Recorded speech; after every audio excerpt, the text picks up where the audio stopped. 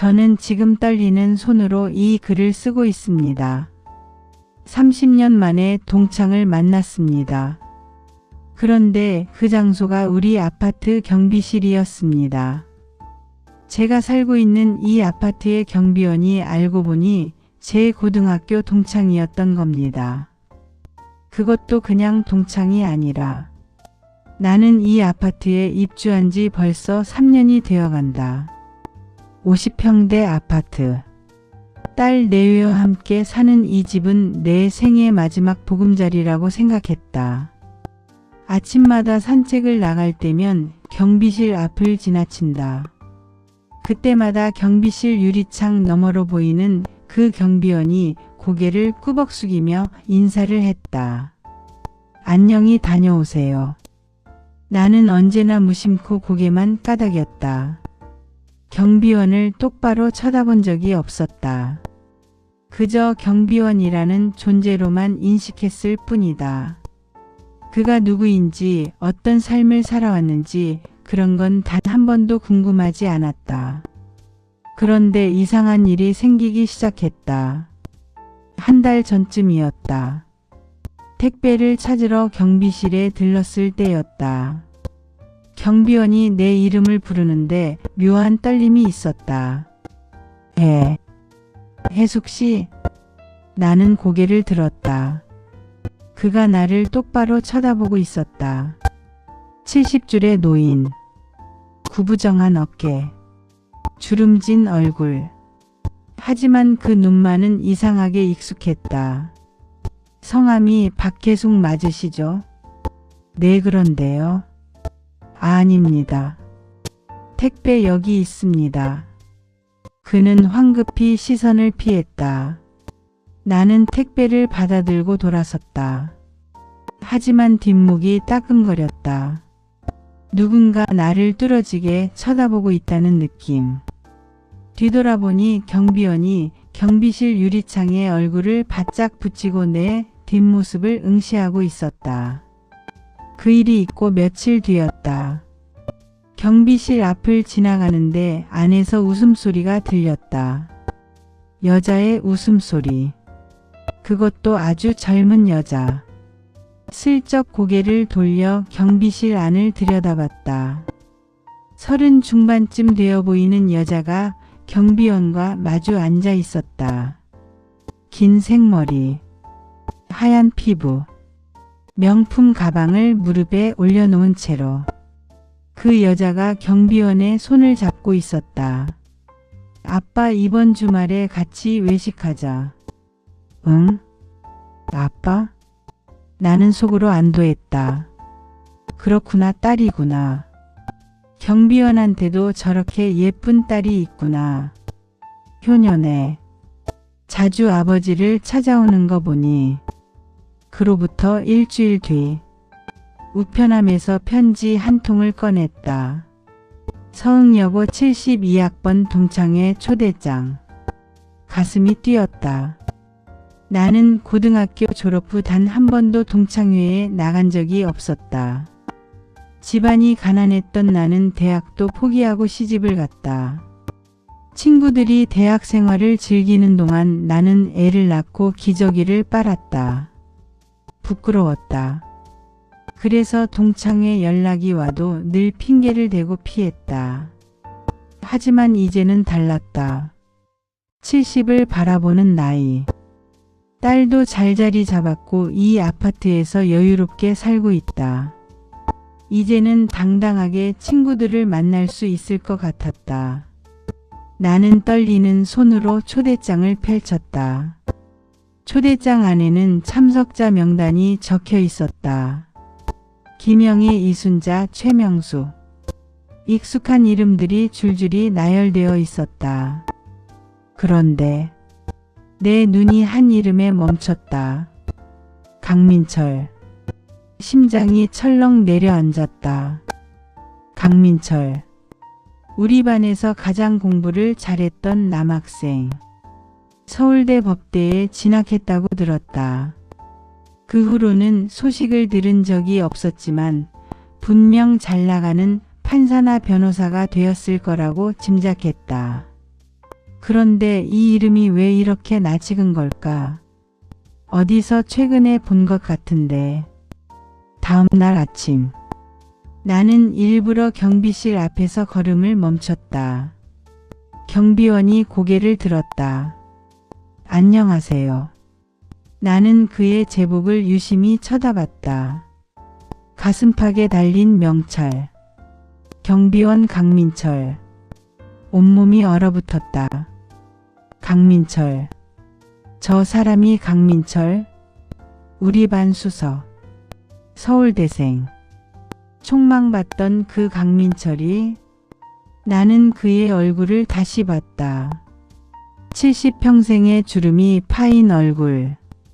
하지만 그 눈매는 틀림없었다. 서울대 법대에 합격하고 교탁 위에서 만세를 부르던 그 눈. 나는 아무 말 없이 돌아섰다. 집으로 돌아와 소파에 주저앉았다. 믿을 수가 없었다. 저렇게 잘 나가던 사람이 어쩌다 경비원이 된 거지? 서울대를 나왔으면 판사나 변호사 못해도 대기업 임원은 했을 텐데. 무슨 일이 있었던 걸까? 나는 동창회에 가지 않기로 결심했다. 강민철을 마주치고 싶지 않았다.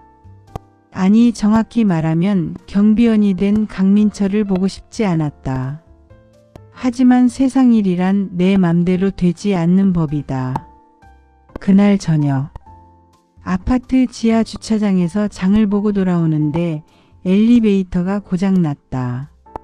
할 수 없이 계단을 이용하려는데 경비실 문이 열리고 강민철이 나왔다. 우리의 눈이 마주쳤다. 혜수가. 그가 내 이름을 불렀다. 높임말도 아니고 그냥 이름을. 네? 나 몰라보겠니? 나야 민철이. 심장이 쿵쾅거렸다. 죄송합니다.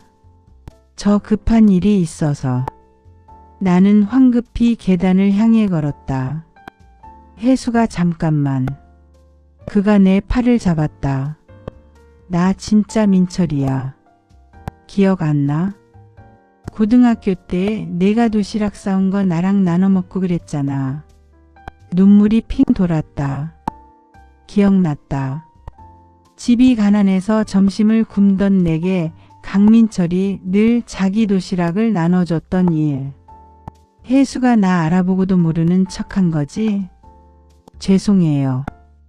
괜찮아. 이해해. 내가 이 꼴이 됐으니. 그의 목소리가 떨렸다. 강민철은 나를 경비실로 데려갔다. 낡은 소파에 나란히 앉았다. 어쩌다 이렇게. 내 물음에 강민철은 쓴웃음을 지었다. 긴 얘기야. 서울대 졸업하고 대기업 들어갔어. 잘 나갔지. 과장까지 했으니까. 그런데요. 사업을 버렸어. 친구 보증을 섰다가 다 날렸지. 집도 차도 전부. 마누라는 애들 데리고 떠났고. 나이 50의 길바닥에 나 앉았어. 그는 경비실 창밖을 바라봤다. 처음엔 죽고 싶었어.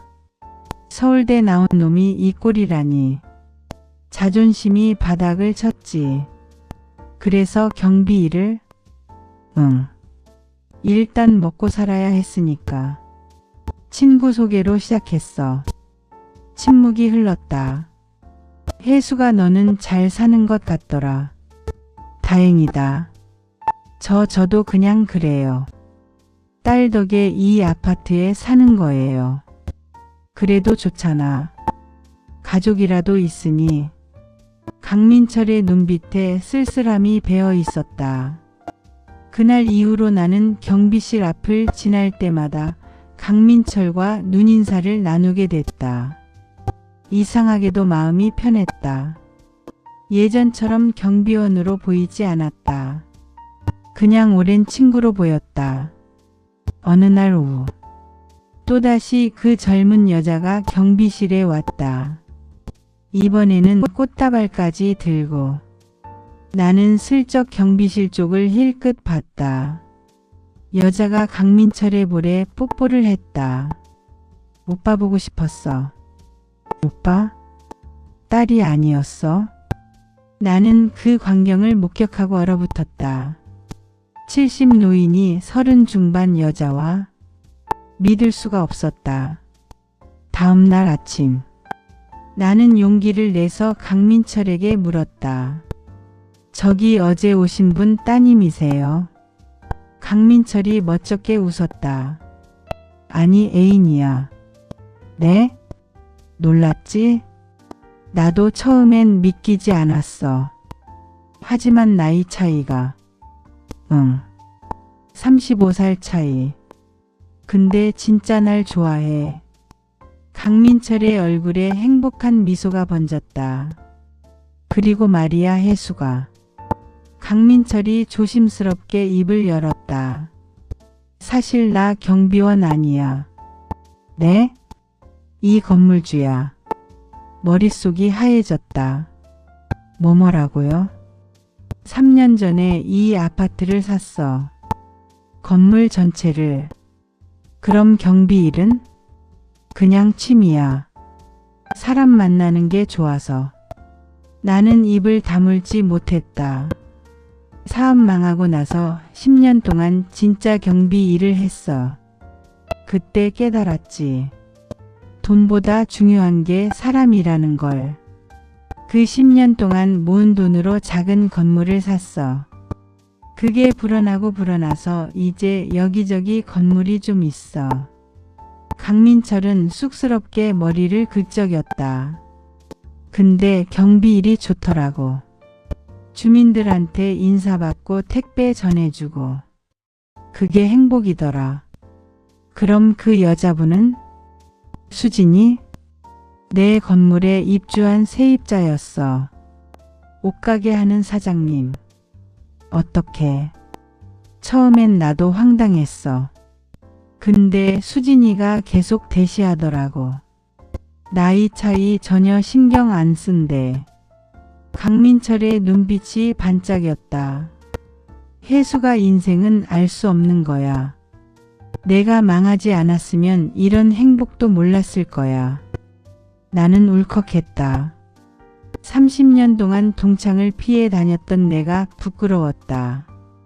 겉으로 드러난 모습만 보고 사람을 판단했던 내가 창피했다. 그날 이후로 나는 매일 아침 경비실에 들른다. 강민철과 차를 마시며 옛날 이야기를 나눈다. 가난했던 학창시절. 나눠 먹던 도시락.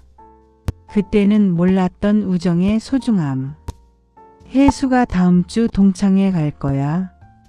당연하죠. 이번엔 꼭 갈 거예요. 좋아. 나도 갈게. 경비원 옷 입고. 왜요? 사장님 옷 입고 가시지. 아니야.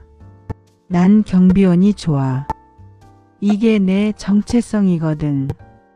강민철이 환하게 웃었다. 여러분, 사람을 겉모습으로 판단하지 마세요. 경비원도 청소부도 택배 기사님도 모두 각자의 이야기를 가진 소중한 사람들입니다. 그리고 기억하세요. 인생은 언제든 반전이 있다는 것을. 오늘 밑바닥이라고 생각했던 순간이 내일은 새로운 시작이 될 수 있습니다. 강민철처럼. 그리고 저처럼. 30년 만에 되찾은 우정처럼. 여러분의 인생 반전 스토리가 있다면 댓글로 들려주세요.